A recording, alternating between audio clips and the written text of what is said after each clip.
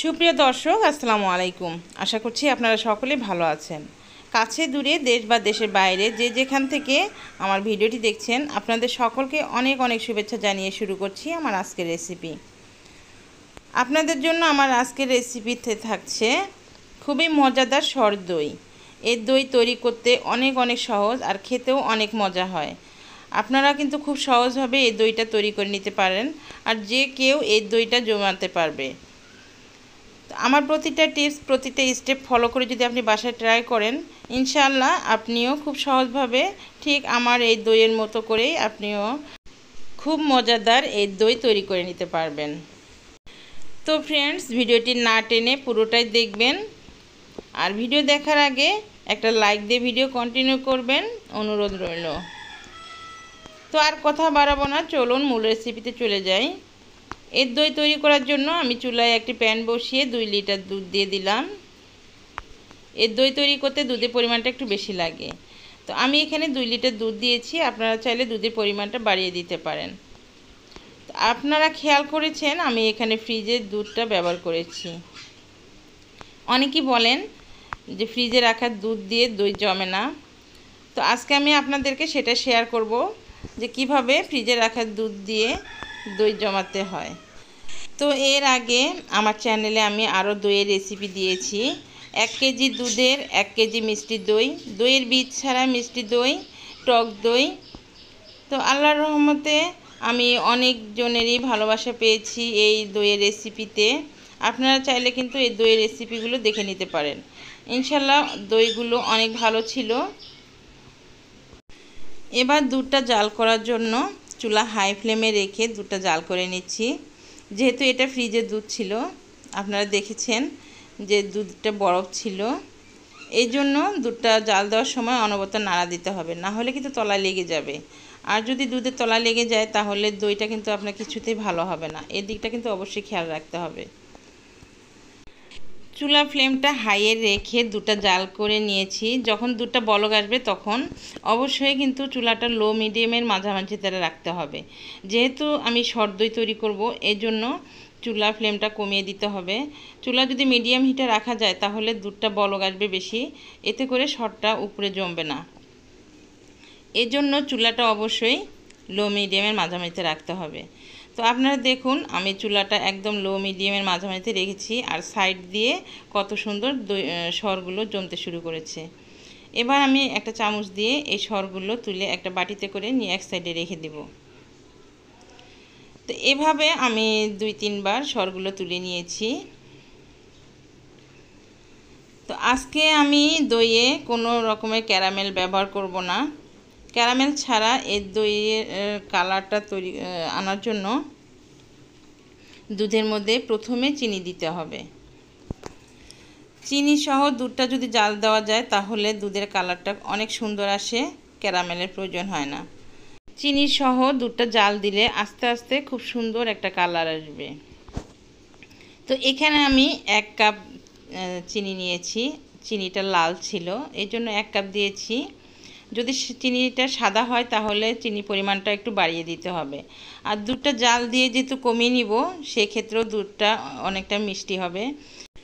তো 2 লিটার দুধে 1 কাপ চিনি আমার একদম পারফেক্ট হয়েছিল। তবে আপনারা যদি মিষ্টি খেতে আরও বেশি পছন্দ করেন তাহলে চিনি পরিমাণটা আরও বাড়িয়ে দিতে পারেন। চুলা লো মিডিয়ামের মাঝামাঝিতে রেখে দুধটা জাল করে নেব, আর উপর থেকে যতবার সর পড়বে ততবারই সরগুলো তুলে নিব। যেহেতু আমি দইটা সর দই তৈরি করব। তো দুধটা জাল দেওয়ার পরে দেখুন কতটুকু হয়েছে, আর কালারটাও কত সুন্দর এসেছে মাশাআল্লাহ। আর দেখুন দুধের উপরে কত মোটা করে সর বসেছে। এই সরগুলো আমি কিন্তু প্রতিবারে তুলে বাটিতে করে রেখে দিয়েছি পরবর্তীতে ব্যবহার করার জন্য। এবার এই দুধটা আমি 50% ঠান্ডা করতে দিব, আর এই সময়ের মধ্যে আমি দইয়ের বীজটা রেডি করে নেব। তো মিষ্টি দই তৈরি করতে মিষ্টি দইয়ের বীজটা কিন্তু অবশ্যই ব্যবহার করতে হবে। অনেকে করেন কি টক দই দিয়ে মিষ্টি দই জমিয়ে নেন, সেক্ষেত্রে কিন্তু আমি সাজেস্ট করি না। আমার কাছে কিন্তু সেটা কিছুতেই ভালো লাগে না। মিষ্টি দইয়ের বীজ দিয়ে তৈরি করতে হবে। তো অনেকে প্রশ্ন করেন দইয়ের বীজ কি, অনেকে বোঝেন না দইয়ের বীজটা কি। আসলে আমরা দোকান থেকে যে খাওয়ার জন্য দই কিনে নিয়ে আসি, সেখান থেকে যদি 2 চামচ দই দই বানানোর জন্য রেখে দেওয়া হয় বা ব্যবহার করা হয়, তাহলে কিন্তু সেটাই হবে দইয়ের বীজ। তো এই দইটা আমি রেখে দিয়েছিলাম, বাসায় খাওয়ার জন্য নিয়ে এসেছিল, সেখান থেকে আমি একটু তুলে রেখে দিয়েছিলাম ফ্রিজে। তো ফ্রিজে রেখেছিলাম এই জন্য দইটাতে কিন্তু কিছুটা পানি জমেছিল। তো 1 ঘন্টা আগে আমি একটা ছাঁকনিতে করে রেখে দিয়েছিলাম দইয়ের ভিতরে যে এক্সট্রা পানি ছিল সেই পানিটা ঝরে যাওয়ার জন্য। পানিটা ঝরে যাওয়ার পরে দইয়ের বীজটা আমি একটু খুব ভালোভাবে ফেটে নিচ্ছি। আপনারা দেখে বুঝেছেন আমি কত ভালোভাবে দইয়ের বীজটা ফেটে নিয়েছি। এরপরে দুধটা যে জাল করে ঠান্ডা করতে রেখেছিলাম, সেখান থেকে 2 চামচ দুধ নিয়ে দইয়ের বীজটা আবারও ভালোভাবে ফেটে নিচ্ছি। তো ফ্রেন্ডস, আমি যে দইটা তৈরি করছি, এখান থেকেও কিন্তু আমি দই কিছুটা তুলে নিয়ে পরবর্তী দই বানানোর সময় দইয়ের বীজ হিসেবে ব্যবহার করতে পারবো। তো এবার আমি যে দুধটা ঠান্ডা করতে দিয়েছিলাম, সেই দুধটা কতটা ঠান্ডা হয়েছে আর কতটা গরম আছে সেটা বোঝার জন্য একটা আঙ্গুল দুধের মধ্যে চুবিয়ে দিতে হবে। তো কিছুক্ষণ আঙ্গুলটা দুধের মধ্যে রাখা যাবে, আবার কিছুক্ষণ রাখা যাবে না। ঠিক এই গরমে দইয়ের বীজটা দিয়ে দিতে হবে। দই জমানোর কিন্তু এটা একটা সবচেয়ে বড় টিপস, যে দুধটা বেশি ঠান্ডা করা যাবে না। দুধটা যদি বেশি ঠান্ডা হয় তাহলে কিন্তু দই কিছুতেই জমবে না। এই দিকটা কিন্তু অবশ্যই মনে রাখতে হবে। আবার দুধটা যদি বেশি গরম থাকে তাহলে দইয়ের বীজটা দেওয়ার সঙ্গে সঙ্গে দুধটা ফেটে যাবে, সেক্ষেত্রেও কিন্তু দইটা জমবে না। এই জন্য দুধটা কতটা গরম আছে সেটা বুঝে শুনে দইয়ের বীজটা দিতে হবে। যদি আপনি এই টিপসটা খুব ভালোভাবে খেয়াল করতে পারেন তাহলে ইনশাল্লাহ অবশ্যই আপনার দইটা কিন্তু জমে যাবে, কোনোভাবে মিস হবে না। দইয়ের বীজটা দুধের মধ্যে দেওয়ার পরে আবারও ভালোভাবে ফেটে নিচ্ছি। আর দেখুন হ্যান্ড উইস্কের সঙ্গে কতটা সর জমে আছে। দইটা জমানোর পরে এই সরগুলো খেতে কিন্তু অনেক মজা হয়। এবার দই জমানোর জন্য আমি একটা মাটির সরা নিয়েছি। আপনারা চাইলে কিন্তু যে কোনো বাটিতে, কাচের বাটি, স্টিলের বাটি বা যে কোনো প্লাস্টিকের বাটিতেও এই দইটা জমে দিতে পারেন। খুব সুন্দরভাবে কিন্তু সব বাটিতেই দইটা জমে যাবে।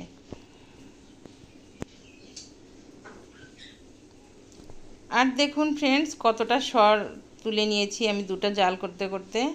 এবার এই সরগুলো দুধের মধ্যে দেওয়ার আগে একটু কেটে কেটে দিচ্ছি।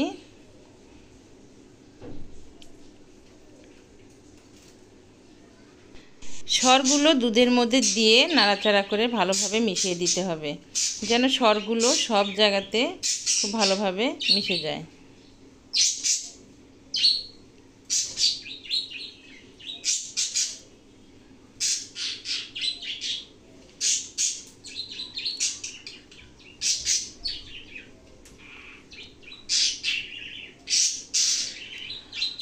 আর এই সময় দেখুন ফ্রেন্ডস, আপনারা কতটা বুঝতে পারছেন বলতে পারছি না, দুধের উপরে কিন্তু অসংখ্য ফেনা জমে আছে।